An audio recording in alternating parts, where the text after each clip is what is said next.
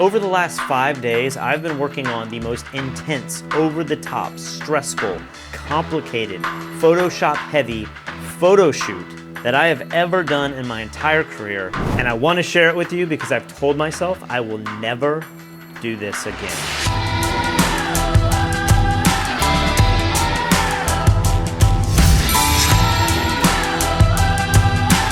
I don't recall the first time I ever saw the exploded view photograph or poster. Maybe it was in science class with the animal dissection, or maybe it was just seeing some cool product shot of a motorbike or a computer, but I've always been extremely fascinated with it, and I tried researching this recently online to see exactly how people do it, and I was shocked to find that there's not really a lot of information on it. And so I am currently building my first guitar from the ground up. I've sourced every single part, every one of these little pieces. I have custom built the neck. Of course, I didn't make this neck, but I've designed it. I bought the wood off eBay. It's pretty involved and it's pretty fun actually, but I've never done this before. And so I thought, wouldn't it be cool over the next week or so to build out some complex exploded view shot of the guitar I'm building. So throughout this video, I'm gonna show you many of the files that I use so you can get an idea of what my mindset was going into this. I think I took 1,000 images. I'm just gonna show you a portion of those photos. I'm gonna load them up into Lightroom here. We'll go through the Lightroom catalog. I also wanna show you the incredible Photoshop document that I've made, because I've heard people complain that, oh my gosh, I need such a supercomputer to run Photoshop and all the layers. And for me personally, I've only made files that might be 10 layers thick. This, I think, might be 60 layers or more. And for the first time ever in my career, I'm actually getting to where I'm turning off a layer and I have to wait for the computer to render it. So I have downsampled this file a little bit so that it's not the highest res, so that I can load it up on this computer here and show you guys. Today's video is sponsored by Aftershoot. This is an invitation to discover the secret to unlocking your full potential as a photographer. Enjoy the experience, not just the results. Aftershoot isn't about selling you a product, it's about giving you something invaluable: time. It's like having your own personal editing assistant working alongside you. Same day edit, next day delivery. Curious how AI can edit just as you would? Try Aftershoot and experience the magic for yourself. Effortlessly cull and edit your way to success.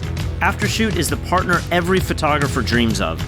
Click the link in the description below to try it for yourself. Start your journey today. Aftershoot is waiting for you. So let's break this down section by section. The first thing I want to talk about is the thought process I had at the very beginning. So I have this body here, this is the strap body, and then I have this neck. And so the very first thing I wanted to do was figure out, how can I place this in a way where I can get everything suspended? And if I start with the neck and the body for this particular product, I think that's a good starting point. And then all of the other little details will kind of build up from there. Originally what I thought was, well, why don't I hang everything by wires, and that way I can get everything suspended perfectly, and then when I take the final photograph, maybe I have 50% or 90% of it done in camera, and everything will be suspended and I can tweak it and get it perfect. But I quickly realized that trying to tie off all of these little products and get everything to suspend perfectly was just gonna be impossible. So I gave up on that idea almost immediately.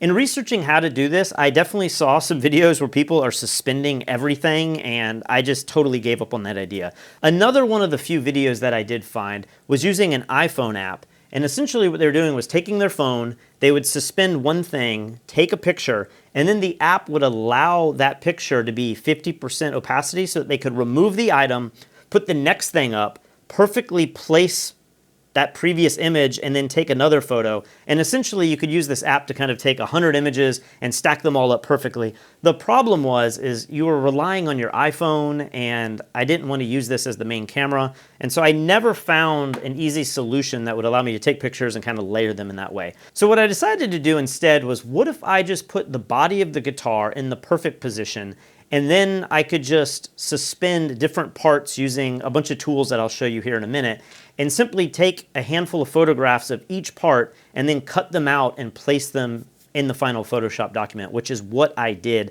And I have to tell you, it took forever to do this. So if you guys know a better way of doing this or some trick that the professionals use, I would definitely love to know. I think the way that I did it actually worked really well because it allowed me to have a clean space and I didn't have all of these parts and components all dangling and in the way. But it also created some problems because everything wasn't suspended exactly where it was going to be. I had to really pre-visualize the way the final image might look. Yeah. So now that I've talked about how I'm going to take the photos and how I'm going to stack them up and the approach I'm going to take, the next most important thing is really the pre-planning. It is figuring out exactly how you want the product to sit in the frame, because once you decide that, there's really no going back. I guess I could go back and try to change the angle slightly, but I'm really stuck in this one orientation, and by the time you spend days like I have taking all these photographs, you want to make sure when you get to the end of this, it's all going to look good. So let me go ahead and load up the Lightroom catalog here because I want to show you the pre-planning part of this that I did on day one before I got too deep into this project.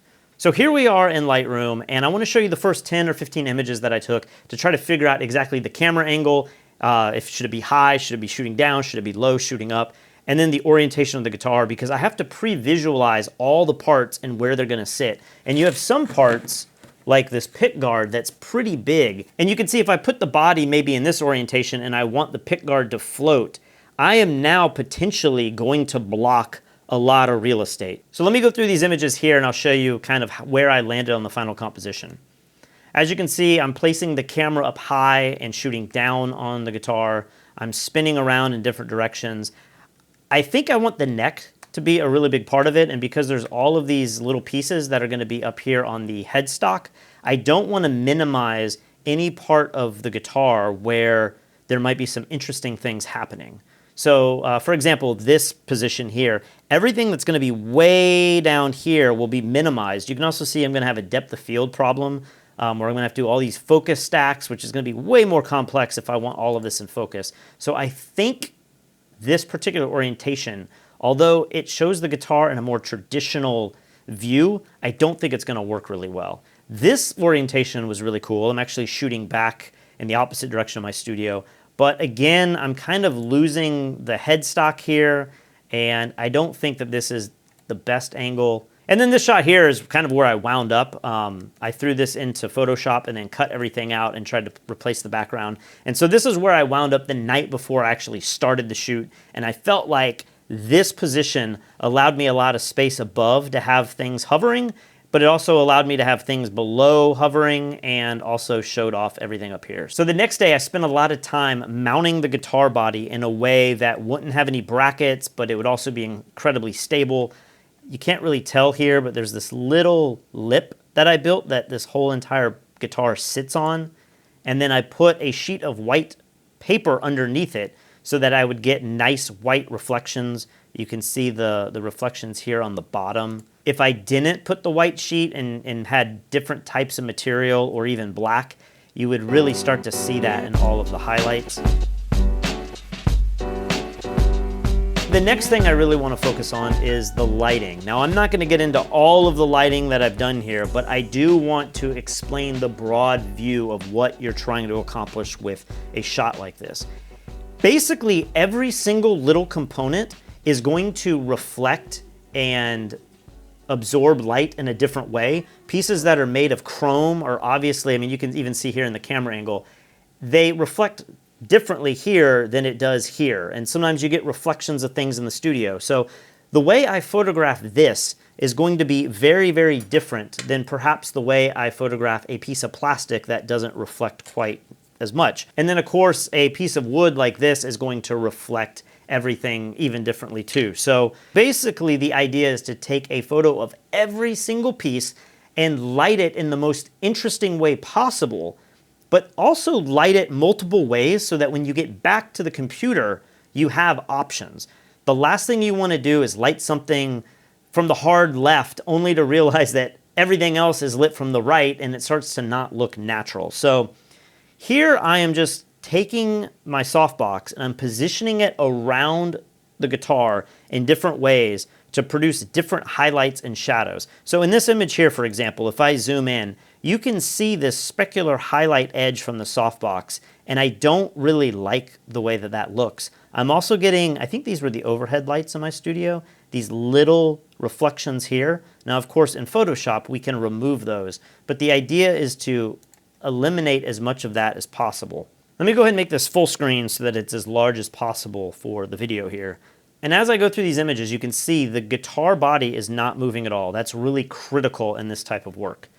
But I'm getting different effects. Like here, the light is illuminating this relict part of the guitar. The guitar, for the most part, is white, but there is this little starburst part of the guitar over here. And as you can see, as I go to the next image, this particular lighting setup, it doesn't accentuate that, where some of these other ones, they light them up just in different ways. Here, this entire little shoulder isn't really visible, but in this one, you start to see that shoulder a little bit more. And in this one, you can really see that shoulder.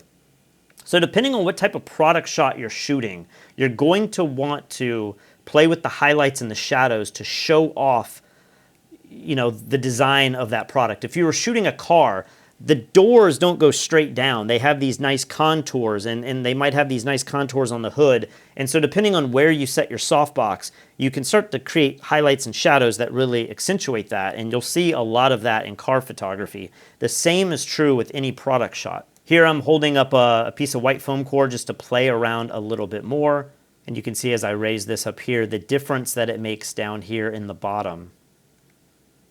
With the foam core low, you get a really nice transition, and then with it up a little higher, you start to get that glossy look, which I don't think looks as good.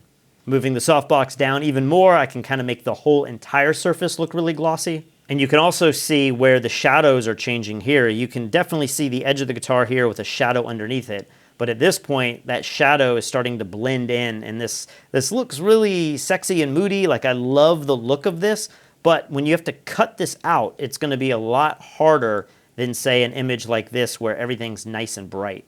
So I can't remember exactly which one I wound up using. I'll show you the final image in Photoshop here on the second half of this video. At this point now, I have to figure out a way to mount the guitar neck so that it is in the perfect position to where it looks like if you dropped it down, it would perfectly lock into the body. And this is the beginning of the most complex part of this shoot. And here I'm just experimenting with different pieces in this pocket to try to get this suspended perfectly. I'm also trying to figure out the rotation of the neck so that you can see some of the fretboard and also the logos up here, but I don't want it to be off. I don't want to shoot with it too sideways because it's going to not look like it's in the natural position. And then I'm also playing with the lighting here. Now this shot looks really bad in some ways. The light is down low, firing up, but what I'm trying to do is illuminate the bottom wood here, where in a shot like this, you can see I'm getting this really weird reflection from the white, and then it goes really dark and gray. This doesn't look nice. And so I'm just playing around with different lighting setups, knowing that I can always go in and paint in some of the best from each image to get one perfect shot. Now at this point, I'm focusing on just getting the Fender logo to show up here. As you can see, the light is positioned in a way where it's bouncing off of the lacquer and it's creating this really glossy highlight, but in doing that, it's allowing you to not see the logo at all. Here, I put a grid on it, and I'm starting to get the logo to show up a little bit better, but it's still not great. And so I just kind of work through this, just taking an image over and over and then looking at it on the back of the screen.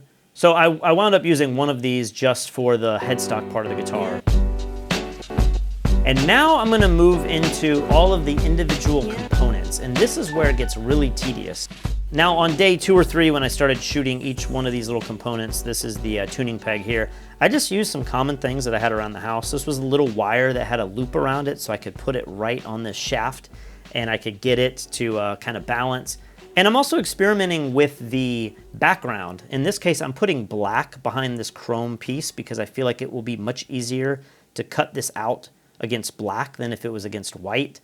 You might also want to experiment if you have a large enough studio with some color. Maybe you could put a green screen back there, and as long as the green isn't bleeding onto the product, maybe that would give you the most contrast to make it easier to cut out later. Now, if you know anything about guitars, you have 6 of these tuning pegs.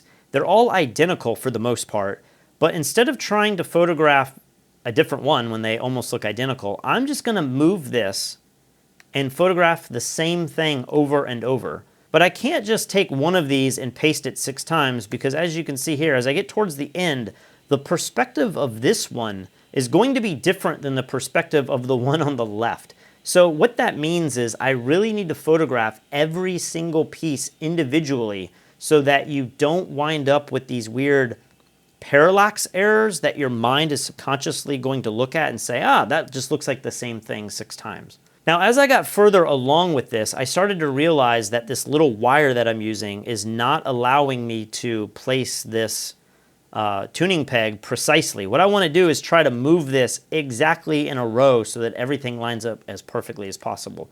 So what I wound up doing was I wound up taking, I have this little knife here, and I just started putting gaffer's tape. I would definitely recommend using a lot of black gaffer's tape for something like this.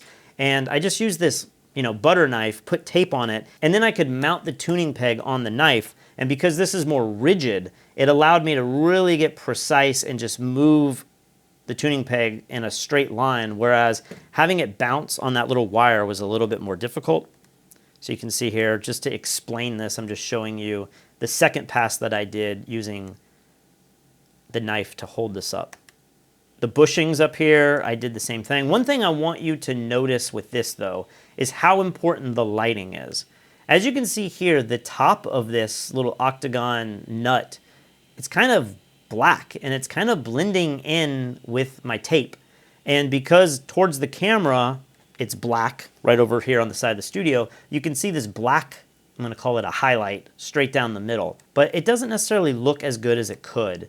And so the next time I went through and did a different pass, you can see the lighting has changed. I have now put a huge softbox just outside the frame. But what that softbox is doing is it's now lighting from the top down, and I found the perfect angle to where I went from having them look like this, where the octagonal top of this chrome is black, to now having something that's filled in a little bit more.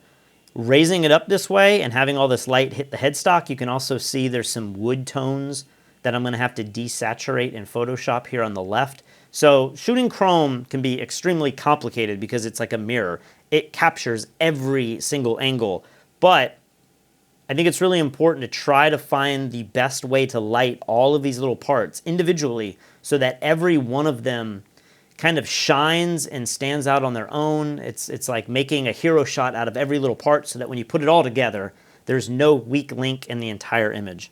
Now, same thing here with the metal nut that this guitar has. As you can see, this angle looks pretty good. The lines and perspective aren't perfect, but you can see how dirty and maybe like fingerprints are showing up on this. But watch when I move it just slightly. Look how much more specular the metal becomes.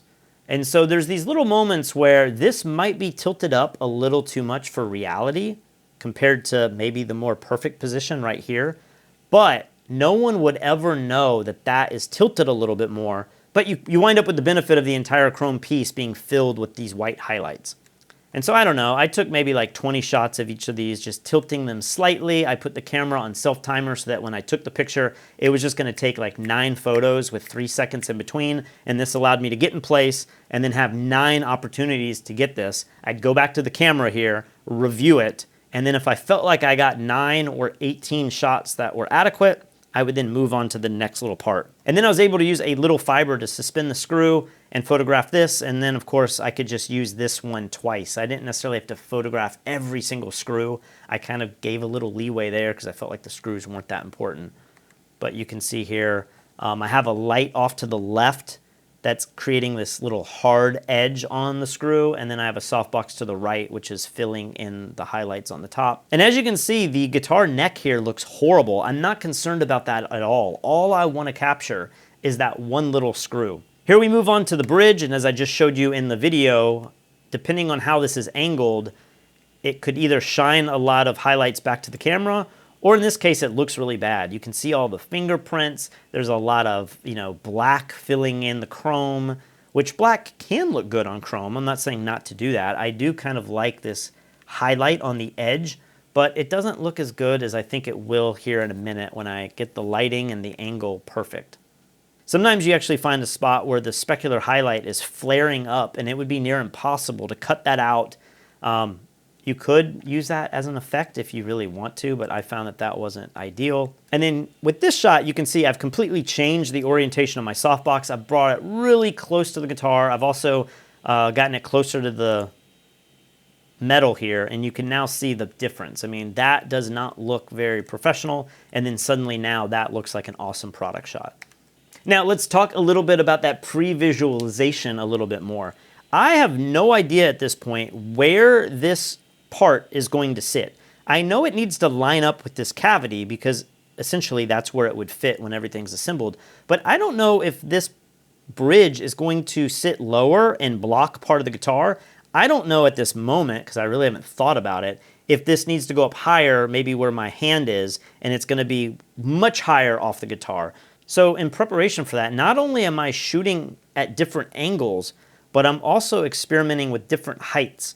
Of course, you know, I can cut it out and I can raise it or lower it, but if I raise it too high, I might wind up with that kind of perspective parallax problem where something that's really high should actually have a different angle than something that's below the camera. So you definitely want to take more photos than you think, just so that if you need that different perspective, you have it. Now, as I started suspending more and more of these parts and trying to figure out creative ways to get the object in the position that I want, but also minimize the amount of photoshopping that I want. As you can see here, I'm using this little pipette thing. It only requires for me to Photoshop just a little bit of the chrome out right here, which makes it really easy. I wound up going on Amazon and I bought a few pieces that really did help in this project. The first one that you can check out, this is called Quake Hold, and this is museum putty. And I used to use this kind of stuff at weddings when I need to put the ring in a very specific place. A lot of times I'd shoot rings, engagement rings, in flowers, and you could kind of just set them in the roses and they would look great. But sometimes you want to place it in a way where it's standing up perfectly and you could never get the ring to balance. What this putty does, you can get this in different colors. I wound up going with white. You know, I might have a piece of metal like this where I have to photograph the back of it. I can put the putty on here, and even just for a few seconds, I can almost suspend this upside down and it holds it. So if you need to place it somewhere where, you know, you just need it to look like that, but you could never wedge something under there, this putty is really, really useful. I also bought some of this wire. I'll put a link to all of this stuff on Amazon in the description below. But, you know, this is nice, as you'll see when I need to do the guitar strings. I can wrap things around and I can suspend them out further. I can give it some depth, so if I need it to be hanging way out there, I can do that with this. And it's malleable, but it's also chrome and easy to, you know, Photoshop out as well. And then, of course, I already mentioned the gaffer's tape. This is incredibly useful. You might want rolls of this in black and white. So those were some of the tools that I wound up buying later, but a lot of this stuff, the first few days, I just kind of made it up as I went. Now, at the very beginning of this video, I explained to you how something like the pick guard, as you can see here, takes up a lot of real estate, and it's opaque. You can't see through it. And so it's at this point here where I realized how important it's going to be to kind of start pre-visualizing where everything will go, because if I place this high like this, a lot of parts are going to have to go even higher above it so that they have the correct perspective. I'm tilting it, I'm just taking a bunch of different angles, I'm not exactly sure what's going to look natural. Of course, I can cut this out and rotate it in Photoshop, but, you know, cutting it out like this and trying to get it to fit with the perspective could be really difficult. The other challenge is if I get this too low, if this is the final positioning of this particular part, it might block a lot of parts that could go below it. I'm trying to put everything in order the way that it actually would sit in the build. So there's going to be a lot of electronics that you'll see here in a minute that sit below the pick guard, but I have to imagine if this is where the pick guard goes, I'm going to have all of these parts sitting on top of the wood, sitting on the body of the guitar, and so that might not look great. And so what I wound up doing was I did raise the pick guard up significantly, and you'll see that when I get to the Photoshop file. Now, the inevitable happened. I moved the camera, and it was really frustrating when I bumped into it. I knew, oh no, I might have just messed everything up. The nice thing is I feel like I got the body and the neck and the tuners and some of those really precise parts. I feel like I got them before I bumped the camera. I knew I bumped it because the body now, as you see, has started to drift. I'm actually cutting off the guitar here. And so I had bumped it earlier, but then I really noticed it, and so I had to reposition it back. And so I don't think this really played a huge role. I never really noticed this problem when I started lining things up, but it could have been more disastrous than what it was. So I'm just going to blaze through these. I don't think there's really any new technique that I can talk to you about, just finding all these little parts. Here's another great example of shooting something on white versus on black.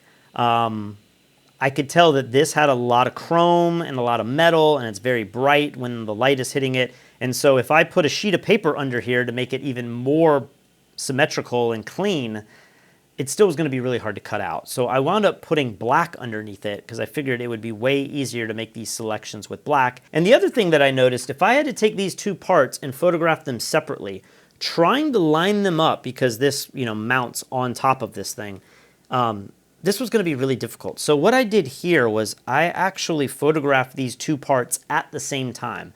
And the thought was I could get these lined up really close to where they need to be, maybe even get some shadows cast on the lower part, the potentiometer, and play around with the shadows a little bit more. Because the text is kind of difficult to read here, I also played around with the angle, and I also did some separation. Here's a great example of how different a product will look if you move it up just a few inches.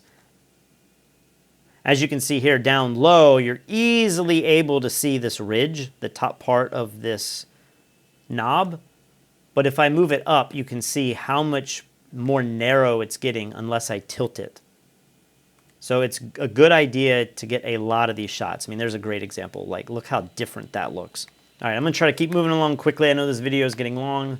If any part that you're photographing moves or could be in a different orientation, like this little toggle switch, I went ahead and shot it both ways. I had it kind of in this up position, but then I also shot it in this back position. And then with metal, again, I've explained this a lot, but you want that reflection to show up. I don't know what kind of metal this is, if it's like brass or copper or something, but you can see now it's starting to have more light hitting it. And in this position, it looks shinier. It looks more exciting. So do not overlook the positioning of your light. You won't see it in this video, but I'm moving the light, I'm lowering the light, I'm angling the light. I'm taking a lot of time to find where that perfect highlight is, and then once I have the lighting perfect, then I blast through a bunch of images to get the perfect shot that I need. All right, one of the more challenging shots that I have to do is I have to photograph the 3 pickups that go in the pick guard, but I need them to be at very specific intervals, like in position. So what I wound up doing was I got a second pick guard. I put black all around it so that I could make it easy to cut out in Photoshop. I didn't want white pickups on a white pick guard, so I put tape on this, and then I positioned these on top. These would normally go through the bottom, but I want to show the entire product. So I put them on top like this, and I don't know if I can do this right with the camera, but then as you'll see here, I was able to mount all 3 of these so that they would be in the perfect orientation. And then as I go through these images here, you can kind of see the thought process that I had. I could now tilt everything and have all 3 of these in the perfect position. Sometimes I'd wind up with situations like this where the highlights on the back pickup would be very different than the other 2. So I had to find the perfect frame where everything lined up perfectly. And then in the case of pickups, they also have these little metal posts, which I don't know, maybe you like the silver look or maybe you like the specular white look, but it's kind of important to get a little bit of both of these so that you can kind of see the difference in textures on these pickups. As I started pre-visualizing this photo shoot, I could immediately tell there are a lot of parts and there's a lot of little screws. And so I started thinking, does it make sense to have the wires included as well? And I started thinking it might just be too much. But I still wanted to photograph the wires just in case. So I did a couple shots here where I positioned the wires in different places. And then I thought, this might be hard to cut out. So I placed a piece of foam core underneath the wires to make it even easier. I wound up never using these, but I thought it was important to go ahead and take photos of them. By day 2 or 3, I'm now photographing the neck plate. And this is a great example of just the difference in perspective. This little piece is going to be so far below everything else that I want the perspective to look correct. And as you can see, my softbox is blocking the framing here, so none of those were usable. Then I tried this where I angled it in, you know, a low perspective, but towards the camera. I was able to get all of the highlights to show up. And then twisting it here, the black is probably not making this look really that great. That's kind of interesting because it shows the metal look, but it's not that clean. This is kind of interesting. It's shiny, but it doesn't look perfectly blown out. It's kind of that middle gray look, which is interesting.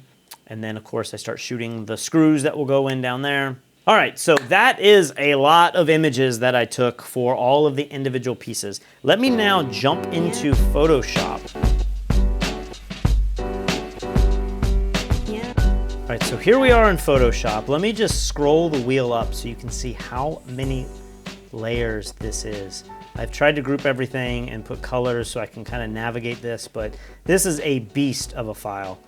This is the image straight out of camera. This was the body style that I chose that I really liked. I went ahead and used a selection to cut out the body. I'm not going to go into all the detail of that. If you want to use the magic wand, if you want to use the pen tool, if you want to use the selection tool up here, you could even sometimes go to select and choose subject. There's literally a dozen different ways to go around and make the selections of each one of these. It's really an art in and of itself. There's tons of tutorials on YouTube. You can check out how to do that. But basically, I cut it out. I then played around with some different backgrounds. Here's a very white and airy background. And then I wound up creating this kind of spotlight effect using some different gradients. And then if I turn this layer on and off, this is taking a frame where I had a highlight on the back of the body.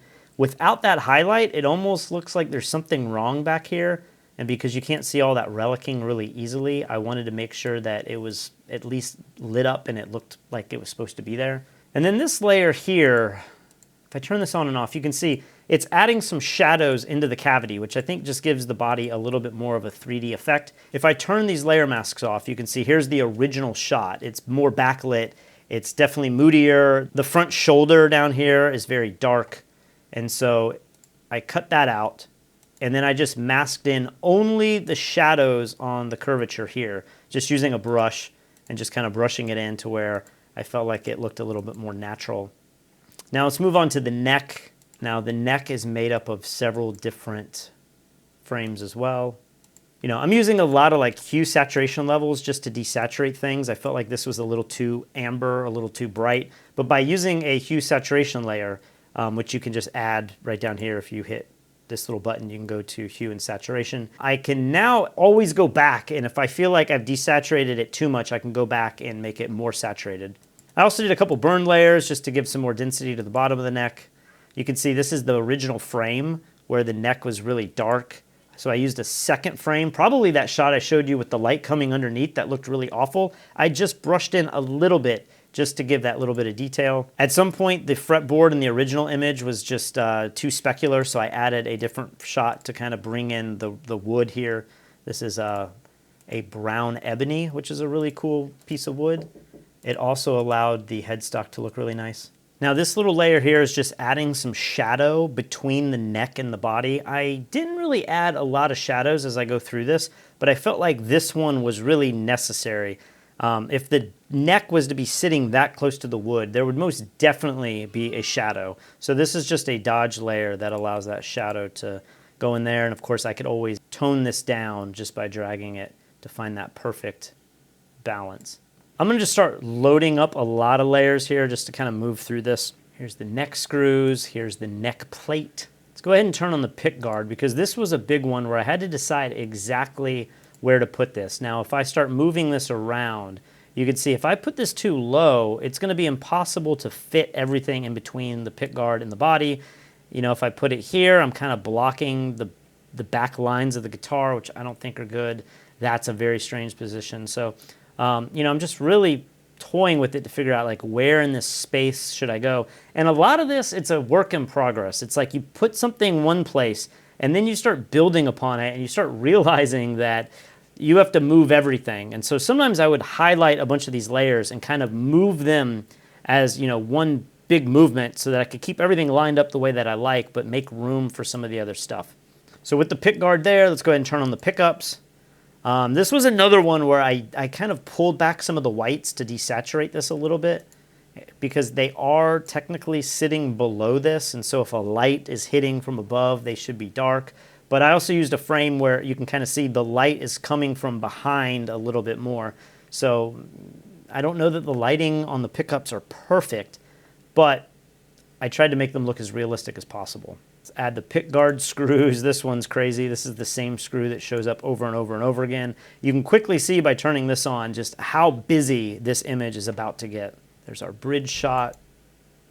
I also did dodge and burn just a little bit. You can see just by burning some of these edges, I was able to make this look a little bit more 3D. Of course, all of these layers, many of these layers have some Photoshop where I'm going in and cloning out the little wires and stuff that I was using. So not only am I making selections and putting a layer mask on to hide everything, but I'm also doing some Photoshop. Also, while I'm thinking about it, here's another really big tip in doing these sort of things. This is something I got from Mike Kelly, who does a lot of composite work with real estate photography and architecture. He'll wind up with files, like this, where there's just tons and tons of elements. If you're shooting with a camera that's 36 or 50 megapixels, 100 megapixels, every time you make a new layer of one of these items, you're adding 100 megapixels to the file when you really just need a portion of the image. So one way to really help manage the size of these files is to delete the pixels you do not need. So if I turn this layer on and off, you can see I have deleted everything outside of just this one portion of the frame. I don't need all of the other pixels to be bogging down this file. And then once I've deleted all of those, I went ahead and cut out the pick guard. And if I turn the mask back on, only that small section is showing through. So if I were to not do that, and I have 60 layers, I mean, you can do the math. This file could easily get to the point where it will not open, it will not save, and it's going to be a nightmare to deal with. So if you're doing this type of work or any other kind of work where you're compositing, make sure you delete the pixels you for certain do not need, but you still leave some of the pixels around if you ever need to brush things in and out. This input jack, this one's really interesting because originally I had put it down here where it's kind of just hovering just outside the cavity, and I still do like that probably better. But as I started building this, I realized I need to fill in more space over here on this side of the frame. So I lifted it a lot higher than I probably would have liked to, just to find that perfect balance within all of these little parts. Now, here's an example where I took 3 separate photographs of these 3 different pots. And then this one back here, this tone knob, I just felt like it was distracting to me. I don't know if it was this highlight.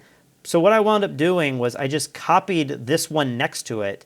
And then if I turn this one off, I feel like in this example, I did use the exact same photograph twice, but it just feels a little more symmetrical. It feels a little bit more clean. As this area starts to get really busy, I had to start prioritizing, really, unique images and having everything being unique and one of a kind, or making it look cleaner and more uniform.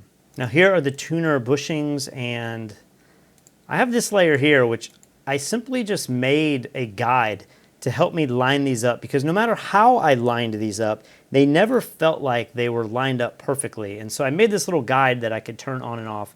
Sometimes that's really handy when you're trying to level things and find the edges and place things perfectly. Here's the tuners, and here's a great example where I wanted to have all of these side by side perfectly in a row, but as you can see, they don't actually fit. By the time I move all of these up, they're kind of falling into each other, and so it became really difficult to make sense of what I'm looking at. So I put them in this diagonal line, which isn't exactly what I wanted to do, but it was the only way to kind of make this legible from a photographic standpoint. Also have these little washer nuts. You can see all these little details that you don't think about. I wasn't even aware that I was going to have to take photographs of all these washers. When you start adding them in, if you're going to be thorough and you're going to have every piece, shown, you can see how busy this is starting to get. Get the nut in there, the screws. You start adding the pickup screws and you can see, look how busy that looks. All right, so there's all of the layers. That's pretty much every component of this guitar. And when I got done with it, I was like, man, I really, I'm getting excited. I see the final ending. I think this is close to where I want to be. There's going to be some color grading and some effects that I'll do here at the very end. But I felt like this was great. And then I started thinking, the one thing that I am not including are the strings. And so when I started looking at this and I said, how would I potentially add strings if I should even add strings? they're gonna sit like way up here, and the leading line is gonna pull you out of the frame, but I can't put them down here, I can't slope them down. What could I do to add strings? And then I said, you know what, I have the perfect idea. All right, so let's jump back into Lightroom, and I just wanna show you how I created the strings, because this is by far the most complicated, difficult part of the entire shoot.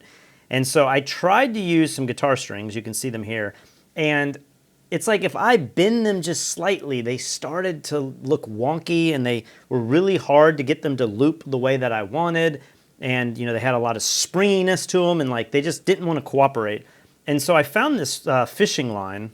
I actually have it right here. And I noticed when I took the fishing line off, it just naturally wanted to make the perfect little curly cue that I envisioned the string doing. So I thought, what if I could just shoot fishing line, and then maybe in Photoshop I could cut this out a little bit easier, paint it white or leave it highlighted like this, and maybe no one would ever notice. And so that's what I tried to do here. And I tried shooting it on black, and I tried to fill it as much as possible with the light, but I just could never get this to, one, photograph in a way where I could highlight it and cut it out easily, and then two, it doesn't look like a guitar string. It might look like, you know, one of the high guitar strings, but it doesn't look like the bass strings that have all of the coils wrapped around it. You can see it kind of mimics this string here, but it definitely doesn't mimic this string here. So then I had this idea, what if I used a light stand, and because part of the string is going to be hidden behind the guitar neck, what if I used some tape and just taped it in this orientation that I liked, and then using some of this wire that I showed you earlier, I could suspend the piece in front and it would leave minimal photoshopping. So that's what I wound up doing here, and you can kind of see it has this nice flow to it. Then I lit it up a little bit more. The goal is to make sure that it's shot against black, so I could easily select the black, cut that out, and I would be left with the string itself. And you can see in this image, I have a strip box below firing up, and I have a softbox above firing down. So I'm sandwiching the string between two lights.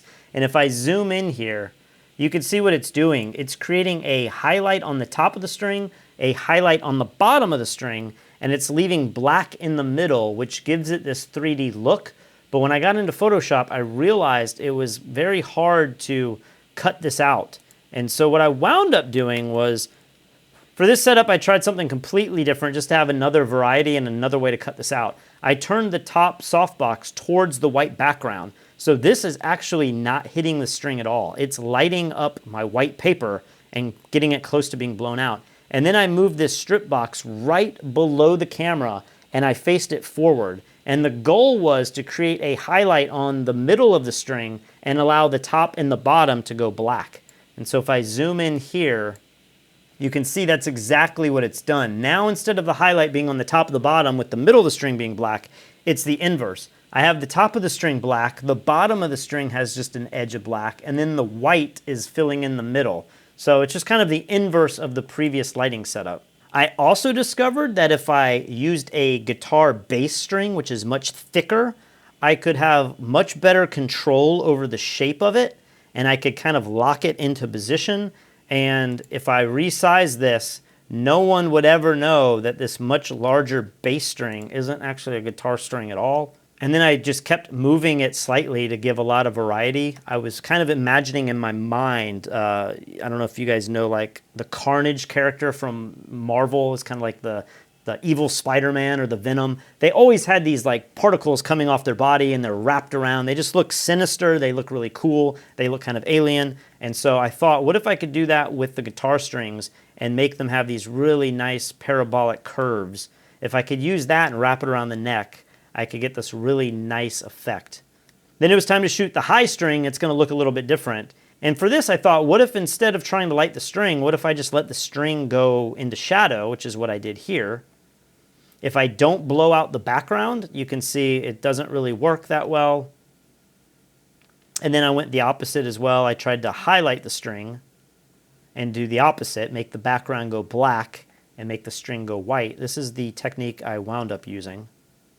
And then, you know, crushing the blacks and bringing the highlights out in Lightroom, I was able to get something like this, which got it really close. Now, if I knew how to use the pen tool and make paths better than I do, perhaps I could have just photographed the ball of the string here, the bearing, and then just built all of this with a vector and just painted it in, did a selection for the pen tool, but I went the hard way and photographed every one of these. Here's a really extreme example with some hardcore post-processing in Lightroom. And then you can see I had to replace the ball end because that blew out too much. But I was able to get the string, the tonality that I needed to place it where I had it. All right, so now that we're back in Photoshop here, let me turn the strings on. And this is by far the most frustrating, difficult part of this entire thing. I'm not sure that I'm still 100% happy with this, but as I turn these on and off, you can see I had to take different photos for the little ball bearings here. I'm also going to show you some screen captures where I cut these out, and then using some of the warp tools, if I come up here to edit and go to transform and go to warp, I can then massage the strings and kind of take the photo that I took on location, but then start warping it to kind of play into and fit perfectly, because unlike all of the other parts where they were pretty much where they needed to be, the strings were shot in such a different way that it was just much more difficult to make them fit in here. The final thing that I wanted to do once I had the strings in place was I was looking at this and I thought, what if I added some shadows to kind of anchor the strings into this frame and not make it feel like they're CGI or composited? How would I make this look realistic? And so I did a dodge and burn layer. I just went through and with a small hard brush, I just kind of burned areas that I thought, you know, some of these strings might cast shadows. You can see down here in the neck pocket, a lot of it on top of the fretboard. And then I just brought it down just a little bit. If I go to 100%, you can see that might be a little heavy-handed. But, you know, if I put it somewhere like around 60%, it's just there just to like kind of make it look a little more realistic. Might even go up a little higher. You can see some of these little burn marks on the wood just to kind of make it feel like the light was casting a shadow. Ironically, with the guitar strings, I wound up using the bass string. Like, I think this one here is a bass string, and I just figured, you know, no one will really know the difference, and if it's a perspective thing and this string's closer to the camera, well, it's going to look bigger anyway. I used a real guitar string, and then I also used the high E string, which is this thin one right here. One of these is also the fishing line too. I wound up just keeping it because I had gone through the effort of compositing it and cutting it out, and so I think together, I don't know that you're going to go through there and be able to tell that the strings aren't totally the correct gauges, but I think it works. Now the final thing, I want to do kind of a film grade, or kind of like put something over all of these to pull them together. So instead of it being, you know, 60 different images, there's this color grade on top of it. For my entire career, I've been using Alien Skin, which is now called Exposure. They've been Exposure software for maybe 5 years now. I went in and used this film stock. This is Exposure X5. It's their SX70 blend. And if I turn this on, you can see it's, you know, put a lot of magentas in the shadows. I just really like the way that this looks. It kind of creamed up my whites so that they're a little more yellow. It just gave it a real nice vintage tone that I think fits this type of image well. So there you go, a really interesting, crazy photo shoot. I'm glad I've done this. Will I do this again? I don't know, but if you've gotten this far, I assume you enjoy this type of photography. It's very technical, it's very meticulous. It's kind of nice because you can just set up and just play around with it for days like I have and keep coming back to it. If you enjoy this, most of the techniques that I have learned to pull this off, I learned from Brian Rogers Jr. in the photography tutorial, The Hero Shot, that we produced with him. You can go to fstoppers.com/store or the link in the description below. If you use the discount code YouTube, you can save 15% off. But that tutorial really opened my eyes on what's possible. I think he shoots maybe 8 or 10 different product shots. He shows you how he suspends the product shots and gets them perfectly staged, how he lights everything, little crazy tips that he can do to get the highlights perfect, how he cuts everything out, how he does his photoshopping, his retouching, how he puts it all back together. It was incredibly eye-opening, and in some ways I've used many of these techniques not just in shooting products like this, but in some of the other photography that I do more often. So if you enjoy this kind of thing, definitely check out The Hero Shot by Brian Rogers Jr. Now is the most exciting part, because I have been building and piecing together these parts for months. I mean, I think I've had this body for, goodness, 6 months now. I've had the neck for a while. So now it's time for me to actually start building this thing, get this thing playable. And I am excited to finally have kind of my Jeff Beck tribute guitar all pieced together. So next time you see me, who knows, maybe I'll have this in the background. I will see you guys soon. Take care.